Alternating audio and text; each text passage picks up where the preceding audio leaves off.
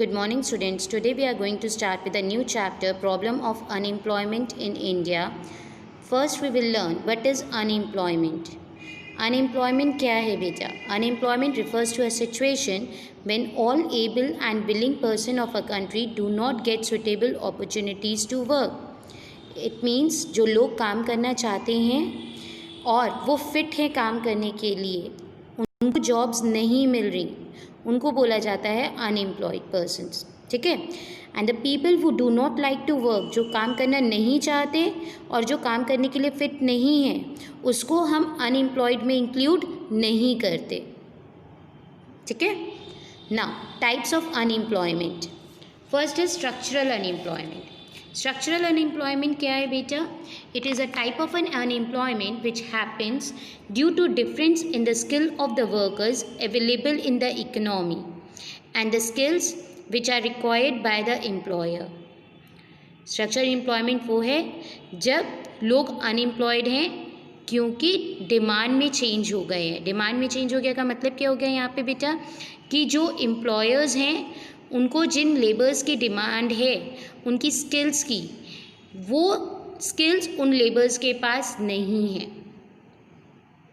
तो यहाँ पे दिख रहा है ना, difference in the skill of the workers available in the economy. जो वर्कर्स हैं उनके पास दूसरी स्किल्स हैं और जो एम्प्लॉयर डिमांड कर रहे हैं जिस स्किल्स की, वो उन लेबर्स के पास नहीं है. और ये तब होता है जब इकोनॉमी में डिमांड पैटर्न चेंज होता है. ठीक है. Labour force can not immediately be match with the change in the demand pattern. ये इमीडिएटली मैच नहीं कर पाते, जिसकी वजह से स्ट्रक्चरल अनएम्प्लॉयमेंट अराइज होती है. नेक्स्ट आता है टेक्नोलॉजिकल अनएम्प्लॉयमेंट. टेक्नोलॉजिकल अनएम्प्लॉयमेंट का बेटा मतलब है कि टेक्नोलॉजी में चेंजेस की वजह से कई लोग अनएम्प्लॉयड हुए, उसको बोलते हैं टेक्नोलॉजिकल अनएम्प्लॉयमेंट.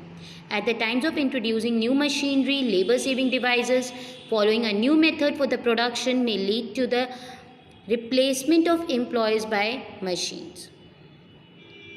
यहाँ पे एम्प्लॉयज़ को किसने रिप्लेस कर दिया? मशीन ने, क्योंकि न्यू टेक्नोलॉजी आ गई. इसी को बोला जाता है technological unemployment. The main reason for technological unemployment is by the introduction of machinery. This is considered as a temporary aspect only. ये परमानेंट एस्पेक्ट कभी भी नहीं हो सकता अनएम्प्लॉयमेंट का. ठीक है. नेक्स्ट आता है सीजनल अनएम्प्लॉयमेंट. सीजनल अनएम्प्लॉयमेंट का मतलब होता है बेटा जब लोगों के पास जॉब है पर पूरे टाइम नहीं है.